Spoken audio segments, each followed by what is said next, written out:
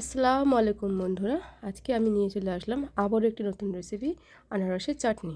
তার জন্য আমরা আনারসটাকে গ্রেট করে নিয়েছি। গ্রেট করে নেওয়া হয়ে গেলে আমরা কাজু আর কিশমিশ নিয়ে নেব।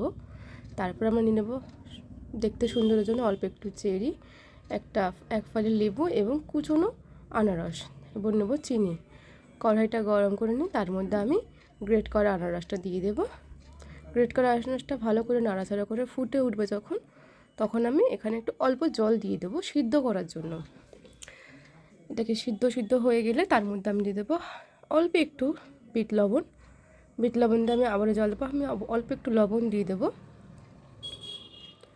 লবণ দেওয়া হয়ে গেলে আমি তার মধ্যে কাজু এবং কিশমিশটা দিয়ে দেবো। কাজু কিশমিশটা দেওয়া হয়ে গেলে আমি এর মধ্যে দিয়ে দেবো কুচনো আনারসটা।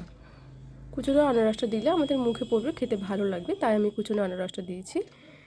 দেওয়া হয়ে গেলে আমি ভালোভাবে নাড়াচাড়া করবো। দেখতে সুন্দরের জন্য আমি চেরিটা দিয়ে দিলাম। দিয়ে দেবো আমি 4 চামচ চিনি দিয়েছি আমি এখানে। তোমরা তোমাদের স্বাদ মতন দিতে পারো।